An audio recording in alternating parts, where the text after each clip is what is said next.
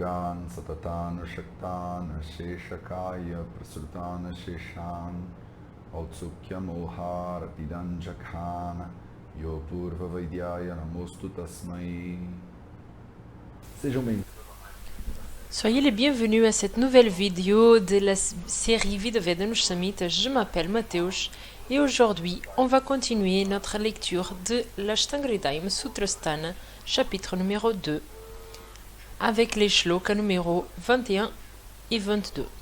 Deuxième moitié du shloka numéro 21 et le 22 entier. Et on va continuer à parler de Satvruta, les comportements éthiques, les comportements pour avoir une vie bonne, en bonne santé. Et donc, voici ce qu'ils disent les shlokas. Steyanyatha kamam pashunyam parushanrute sambhinalapam vyapadam abhidhyam drgviparyayam papam karmeti dashadha kayavam manasaistyajit. Donc, dans la dernière ligne, dans les deux dernières lignes,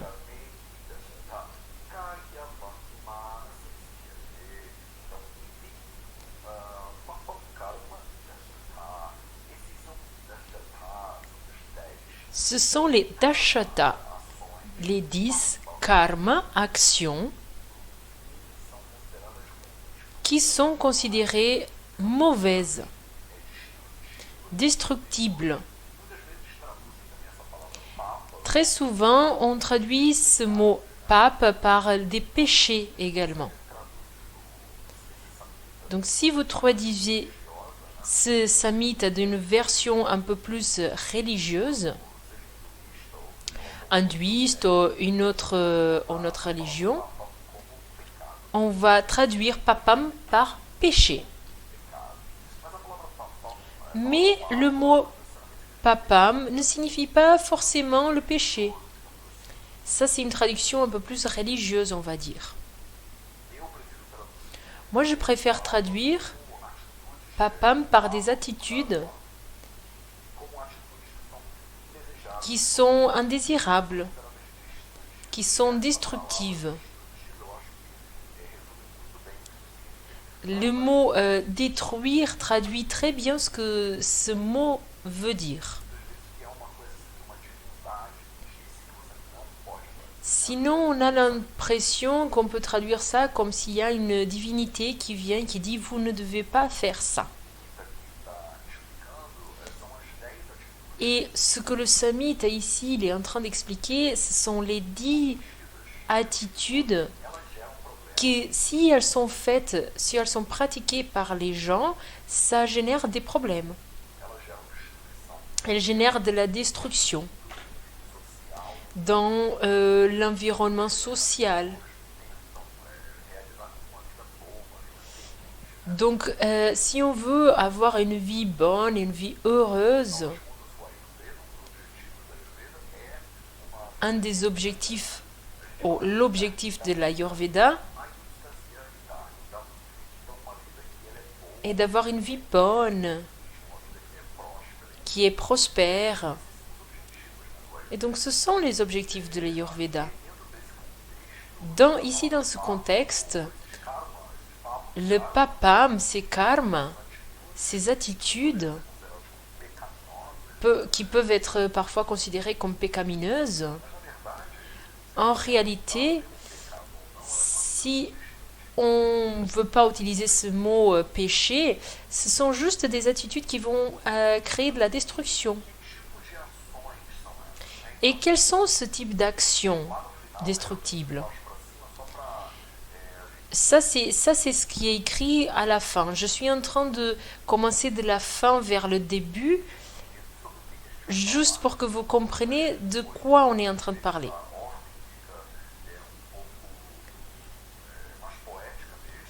Donc l'ordre, elle est comme ça pour que ça devienne un peu plus poétique. Donc je préfère commencer du bas vers le haut pour que ça soit un peu plus clair pour vous.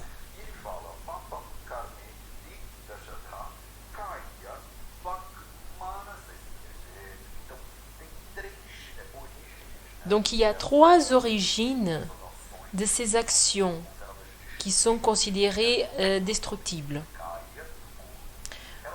Elles peuvent venir de kaya, du corps. Ils peuvent venir de vak, de la parole. Et elles peuvent venir du mental. Donc les 10 actions qui sont destructibles peuvent avoir leur origine, la cause, dans le corps, dans la parole ou dans le mental. On va regarder un peu plus en détail quelles sont ces 10 attitudes. Himsa. Himsa signifie la violence.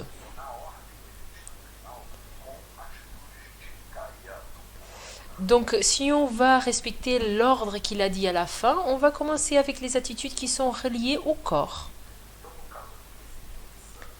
Donc, Himsa, il pointe la violence physique. Donc, si la personne fait des attitudes qui sont violentes physiquement, ça c'est considéré papam karma. Des attitudes qui vont générer de la destruction. Steya signifie prendre quelque chose qui n'est pas à vous. C'est voler en fait.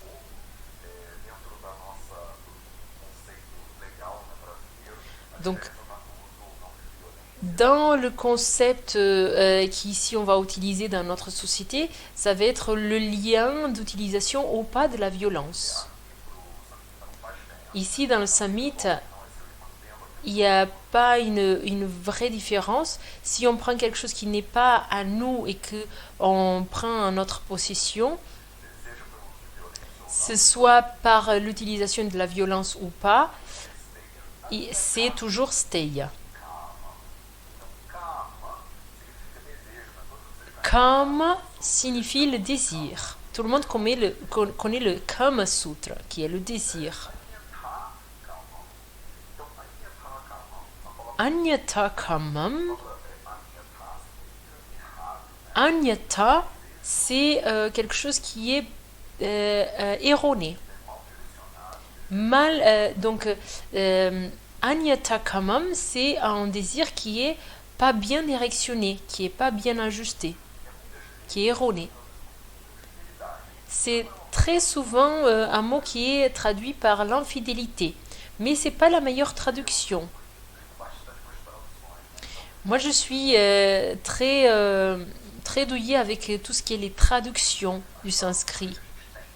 Parce que les traductions qu'on a aujourd'hui, ils sont parfois faites dans le contexte ou dans la compréhension qu'on a des choses et pas forcément dans la compréhension du sanskrit.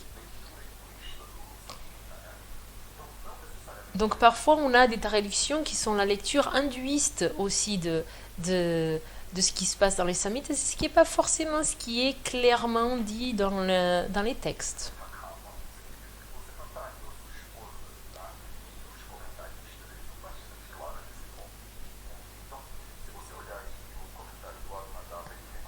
Si on regarde les commentaires d'Arunadatta et Diamantri,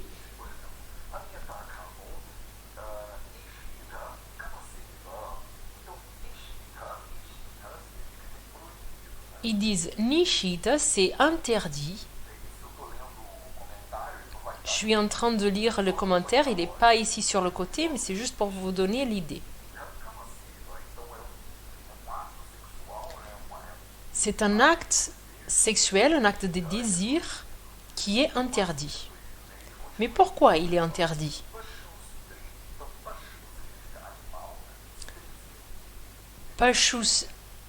Pashustri, c'est l'animal femelle. Donc, par exemple, le sexe avec un animal du sexe féminin, ça c'est interdit. C'est un sexe qui est interdit. Vous ne devez pas faire l'acte sexuel avec des animaux. Qu'est-ce qu'il y a de plus dans ce mot? Gurudhara, c'est l'épouse de votre gourou.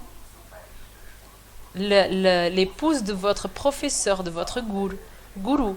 Donc vous ne devriez pas faire des actes sexuels avec la femme de votre gourou.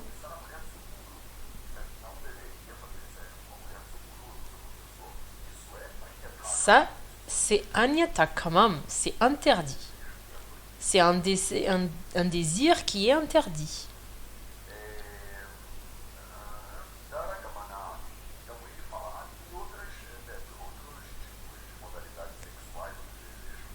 Et après, il dit adi, donc d'autres types de modalités sexuelles, d'autres types de désirs qui sont de ce type-là.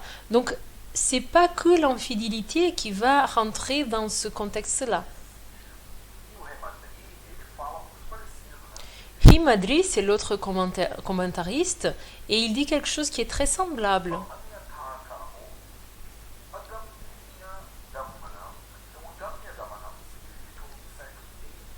Il dit tout le sexe qui est illicite, qui est interdit par les lois de la société de cette époque.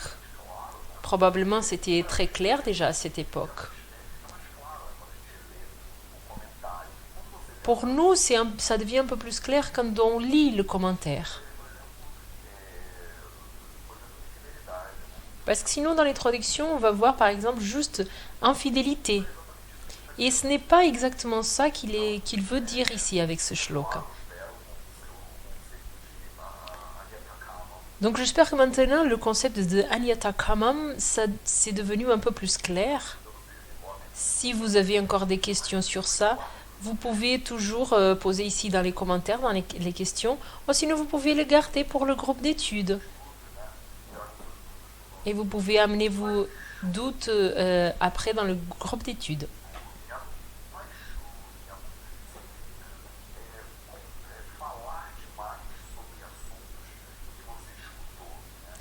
Paishunyamam, c'est parler de trop de thèmes que vous avez écoutés.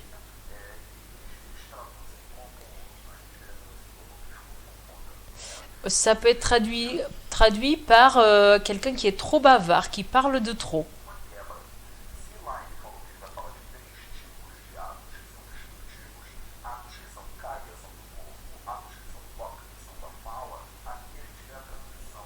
Donc ici, on est en train de voir une transition, parce que comme on a vu dans les deux derniers shlokas, il parle de trois types d'attitudes. Donc une qui sont liées au corps et l'autre qui sont liées à la parole. Donc ici, on voit qu'on commence à parler déjà de la parole. Donc on voit déjà une transition ici.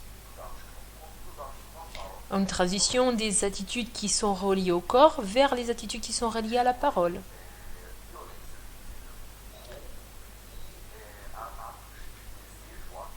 Donc on a vu la violence physique, le vol, et on a vu des attitudes sexuelles qui sont pas adaptées. Tout ça, c'était relié au corps.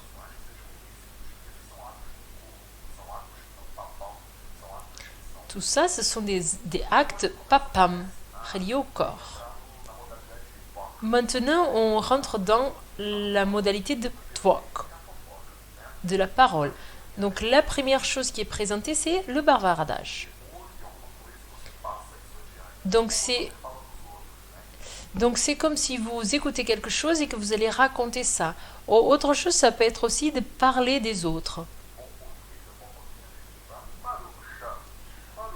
Parusha signifie être impoli.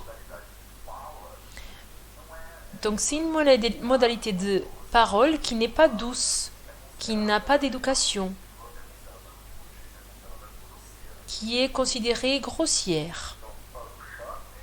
Parusha, c'est être grossier dans la parole. Anarete signifie mentir. Donc c'est très clair. Si vous dites quelque chose que vous dites quelque chose qui ne s'est pas vraiment passé comme ça c'est mentir. Alapa signifie parler. Sambina signifie casser.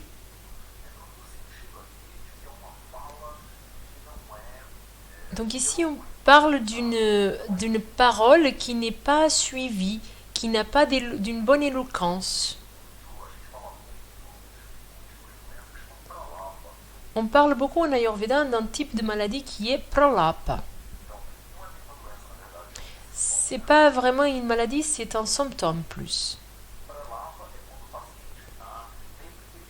Pralapa, c'est quand le patient il est un petit peu délirant et qui dit que des bêtises. C'est par exemple quand une personne vous raconte une histoire, elle n'arrive pas à maintenir la ligne de raisonnement. Donc par exemple, par exemple, je me suis réveillée et après je suis allée au supermarché. Mais c'est pas le supermarché de cette rue, c'est le supermarché de la rue d'à côté. Vous savez, la rue à côté où il y a votre petite copine qui habite, cette amie de votre cours d'Ayurveda, le cours de l'université que vous avez fait.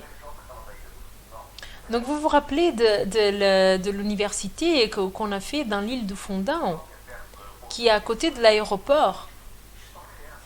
Et donc quand une personne vient avec une verbalisation comme ça, on se dit mais qu'est-ce qu'elle raconte? Ça c'est pralapa. C'est la personne qui est un petit peu délirante, qui parle et qui ne dit rien. C'est un blablabla sans aucun sens. Elle parle beaucoup mais elle ne fait pas de sens.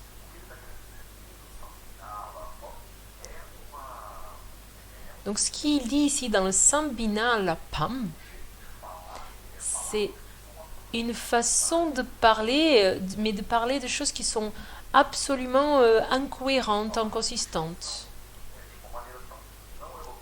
D'une façon pas éloquente et surtout, comme s'il disait, parler des choses qui sont un peu superficielles, stupides. Quand la personne elle parle de choses qui sont inutiles, qui ne sont pas intéressantes pour personne, c'est juste parler pour parler. Les Chinois, ils ont un dicté qui dit que le mot c'est de l'argent et le silence c'est de l'or. Pour dire que le silence est plus important que de parler. Donc quand vous devez parler, parlez des choses qui sont nécessaires, importantes. Ça, c'est peut-être la version ayurvédique de ce dicté.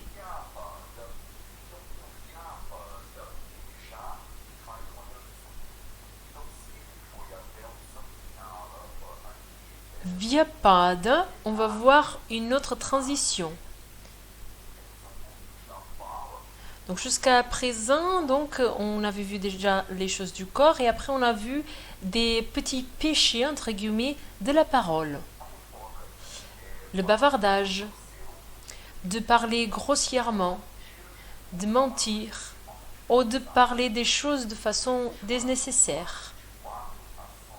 Donc ce sont 4 actions qui sont destructibles dans la parole. Donc on a vu 3 attitudes au niveau du corps, maintenant 4 attitudes au niveau de la parole. Et maintenant on va voir ce qui est du mental. Et donc ça commence par Vyapadam. Le mot Vyapada signifie littéralement tuer, détruire.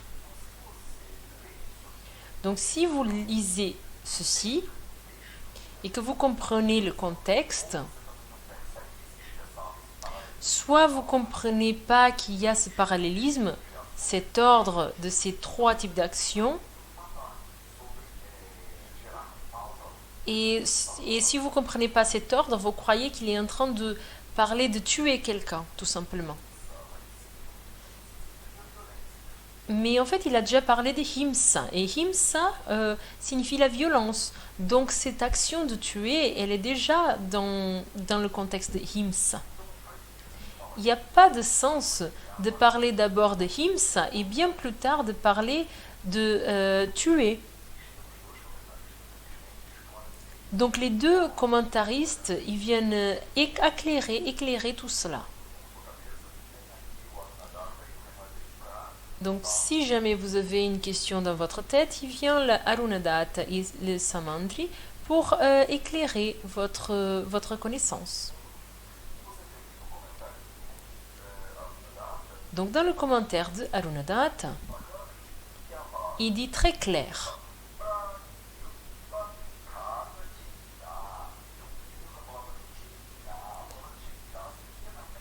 Il utilise le mot chinda. Chinda signifie dans le mental. Donc quand vous parlez de vyapada dans ce contexte, c'est penser en destruction et violence. C'est comme quand vous pensez à détruire ou à tuer quelqu'un.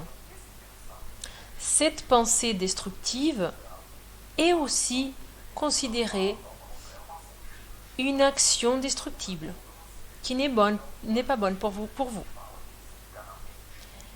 Donc souvent on dit que ça reste dans le mental, c'est pas important si on passe pas à l'action, mais c'est pas ce qu'on dit dans les samhitas. Si la personne elle pense ces choses-là, ça c'est déjà considéré un problème. Ça commence à générer déjà de la souffrance. Donc dans la première chose dans la liste des pensées qui sont pas bonnes, on va avoir donc toutes ces pensées de violence, de destruction. Après, on a abidya. Abidya signifie de cobicer, d'avoir envie d'avoir les possessions d'un autre. C'est vouloir quelque chose qui est la possession de notre personne. C'est le désir.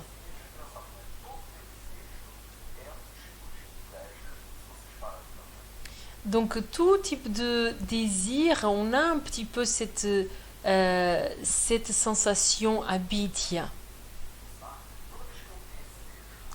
Si vous réfléchissez, à chaque fois que vous désirez quelque chose, si vous n'avez pas ce item, quelqu'un l'a.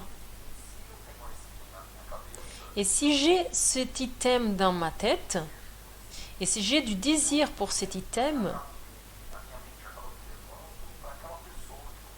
mon mental, il finit toujours par m'amener à cette personne qui le possède. Et ça génère une connexion qui n'est pas très positive. Donc le désir, le fait d'avoir le désir de quelque chose qui ne nous appartient pas et qui appartient à quelqu'un d'autre. Désir, déjà, normalement, ça passe par un désir de quelque chose qu'on ne possède pas et qui appartient à quelqu'un d'autre. Donc déjà, ça part de quelque chose qui n'est pas très bon. Si vous vous arrêtez, je vous invite à vous arrêter à penser sur ça et à me mettre dans les commentaires ce que vous en pensez.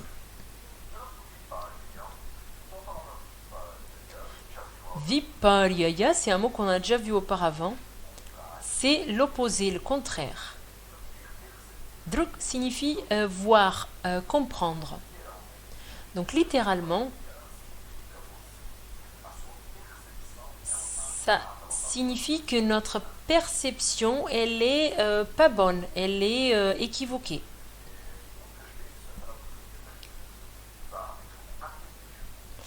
Très souvent, bizarrement, ce mot il est traduit par l'athéisme, le fait de ne pas croire à un Dieu.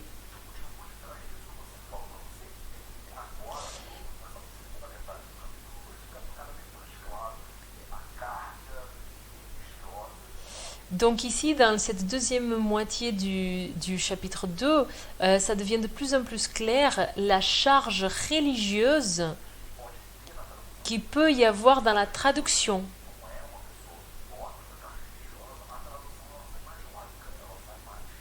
Si la personne qui fait la traduction, elle n'a pas cette portée religieuse, la traduction, elle va être plus laïque, plus actuel pour notre époque peut-être.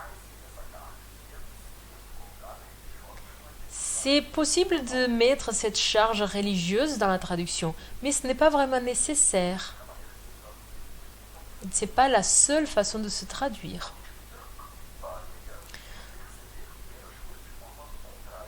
Donc, drug viparyaya signifie simplement de voir les choses d'une façon contraire, d'une façon différente.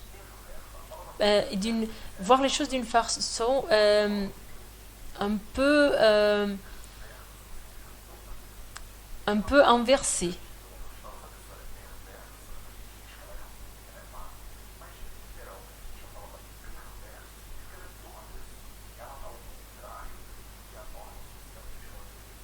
Ça signifie que la personne, elle voit à l'envers de ce que la norme sociale, elle dit qu'elle devrait voir. Et les commentaires, ils laissent très clair ce qu'ils veulent dire avec ça. C'est très intéressant parce que les commentaires de Arunadatta et les deux commentaires, en fait, ils sont faits séparément. Et les deux disent la même chose. C'est très intéressant de voir que très souvent, ils sont d'accord l'un avec l'autre. Et ils nous permettent d'avoir plus clair qu'est-ce que les auteurs ont voulu dire dans ces samhitas. Je vais toujours utiliser les commentaires dans la traduction et interprétation des samhitas, mais spécialement dans cette partie où il y a un contexte religieux, je trouve que c'est très intéressant pour vous expliquer et démystifier des concepts. Donc on va voir les commentaires. Donc Arunadatta, quand il parle de ça, il dit clairement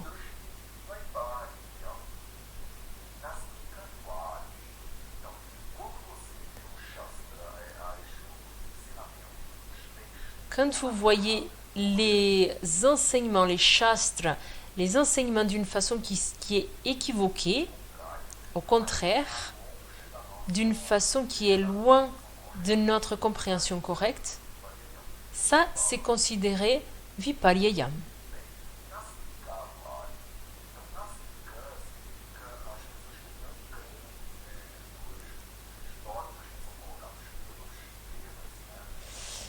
Et là, on parle aussi des personnes qui ne croient pas aux dogmes qui sont les dogmes qui sont coloqués par les Védas. Donc, un des dogmes, c'est par exemple l'existence de Dieu. Les bouddhistes, par exemple, dans la tradition védique, étaient considérés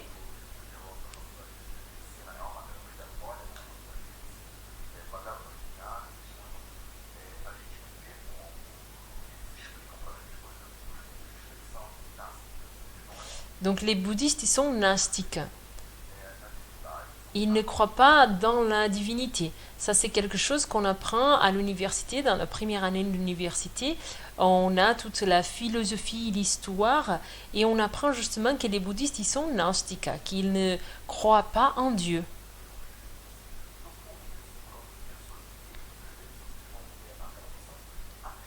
Donc c'est pour ça que très souvent, quand on va lire une traduction, on va voir que ce mot, il est traduit par quelqu'un qui est athée.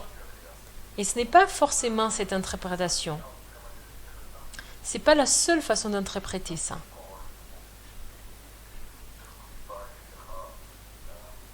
L'autre commentariste, il met aussi son avis.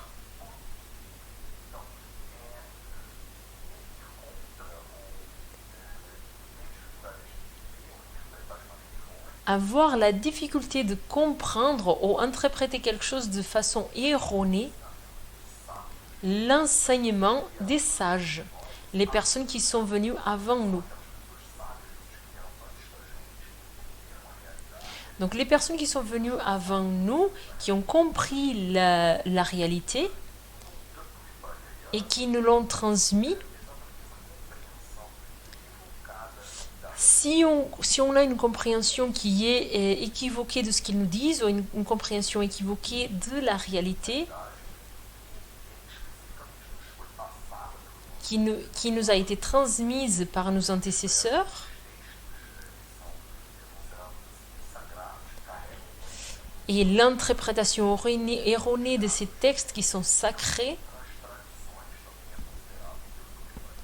ça c'est aussi considéré Drukvipariyam. Et faites attention de ne pas simplifier tout ceci à l'extrême et dire tout simplement que ce mot signifie athéisme. Donc ceci, ce sont les 10 péchés, les 10 attitudes qui génèrent des problèmes, de la destruction. Donc on va résumer. Les 10 attitudes qui génèrent de la destruction, c'est la violence, le vol, le comportement sexuel inadapté, par exemple faire du sexe avec des animaux, par exemple le sexe avec l'épouse de votre gourou. Après il y a le bavardage,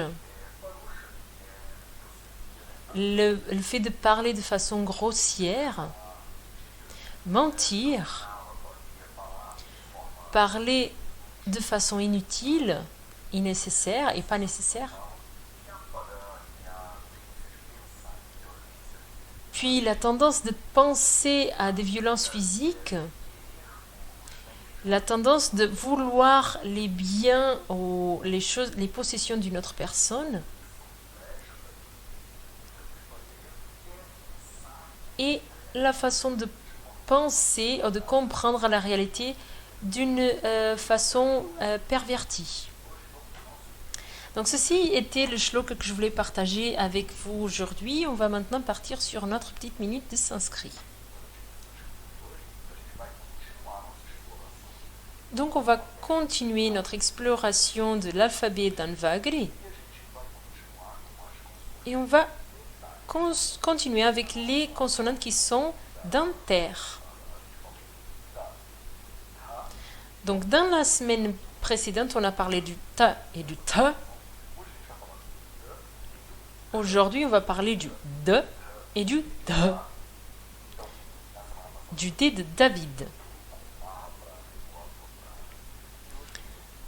Donc la semaine dernière, on a vu le T et le T et le T.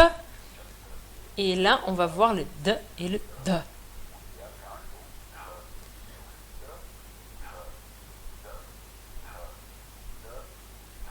Donc on a le D, D, D, D, D, D.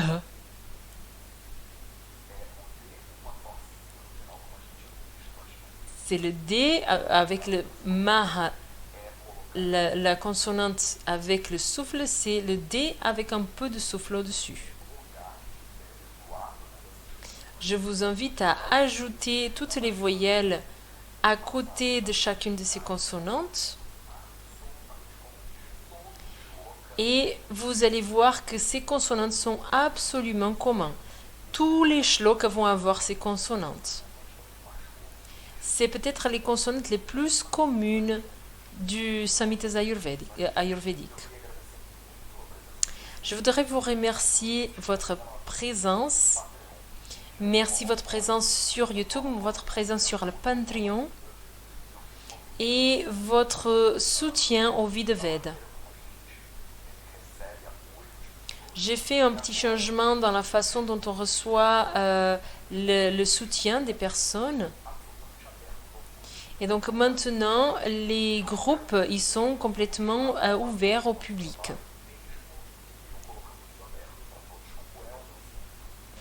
Moi, j'aimerais laisser tout ouvert et accessible gratuitement pour tout le monde. Et recevoir le soutien financier des personnes de façon volontaire. Donc, je suis en train d'essayer ça. J'espère que cela marche. C'est mon espoir. On va voir ce que ça donne. Merci beaucoup à vous tous qui sont déjà en train de soutenir le Vidaved. Vous pouvez toujours soutenir avec un petit valeur, comme un voleur un peu plus important. Vous pouvez être à l'aise de faire ce que vous pouvez, ce que vous voulez. Donc pour y aller, c'est apoia.se.